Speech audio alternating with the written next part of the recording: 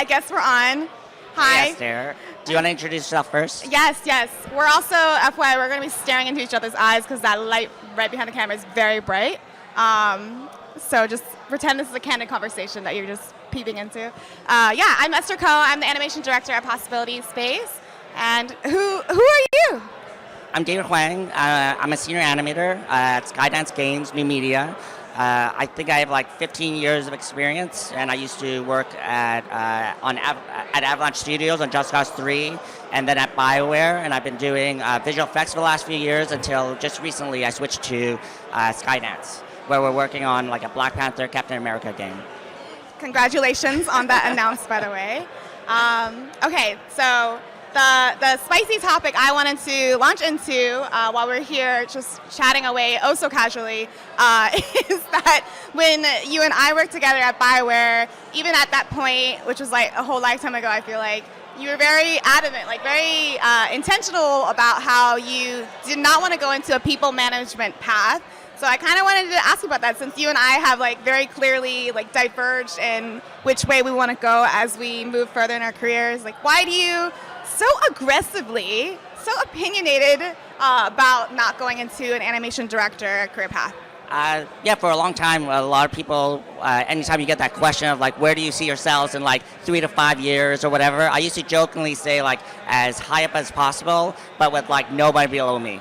I feel like I always loved being an individual contributor where like you're just worried about the work that you're trying to make, and you want to just dive in and like handle a system and get ownership of the actual thing that you get to work on every day, versus like having to be somebody's boss and having to be a lead or a director, where there are times where people like they're great animators, but then as soon as they get promoted into that higher role, they no longer get to animate. Their times are all spent dealing with Excel sheets and meetings and just like people managing and that type of stuff, and then they don't actually get the time to actually like get their hands dirty in the trenches with everybody else and getting to animate. And with that, like you just feel like you're slightly a little out of touch with like how the day-to-day type of things are happening, and you don't get to really own anything in the game because you're so worried about like the overall vision of everything, instead of like being like, hey, I did that in that game, versus like just overseeing that whole like the whole game in general.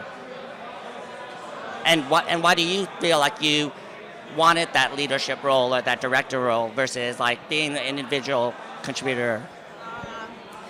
Tough question, David. I mean, obviously, I really love my craft and my career. You know, like I freaking love being a gameplay animator and the kind of like problems and like problem solving it forces you to do with the kind of people it forces you to like problem solve with. I really find that fascinating. And in addition, I've always really enjoyed being part of like the different kind of problem solving that comes with being in more of a leadership role, in terms of like, how do we make these ideas reality? You know, how do we consider contextually the kind of resources we have with the kind of time frame we're looking for? What are the smartest ways to make these things? You know, where should we spend more time to get more bang for the buck? You know, how does like in a character pipeline, for example, which is something that I find really fascinating, depending on like what kind of project you're working on, like how do you design that, like the way you review things, the way you hand them off through different departments and their different disciplines, in a way that like helps. There's a random bug. Excuse me. How dare that bug? You know, like these kind of little things are like I actually weirdly enjoy kind of figuring out, along with other people who enjoy that process as well. David, you've talked a lot about how like, you know, we have poor leadership. Having poor leadership is a theme where a lot of people haven't trained for it very well. So I like think that's like a really valuable thing to always call out, that like you want people in leadership roles that want to be there and are very deliberate and intentional, and like know that that's a skill set you do have to build and grow. I feel like one of the problems sometimes for animators that are trying to figure out that next step, you get this hard part where you never get that leadership training, and out of nowhere, like you might be a great animator, but then that you get promoted to a lead or a director and you don't get that training, so you don't really know how to do the actual next steps, where you're supposed to like be great at scheduling but also people managing and mentoring, and no one gives you that training, so you don't get to like go off to some seminars or whatever. So now you have to like handle people, and who teaches you that? Like, just because you're a great animator, that doesn't mean you're a great boss or a leader or whatever. So it's such a interesting way of trying to like deal with that that next step, and whether you want to be like somebody's boss in general versus just like really working on your craft. Well, I'm getting the signs that our next excellent scintillating act is up. So this was great, David. It was great to stare into each other's eyes while the light blinded us.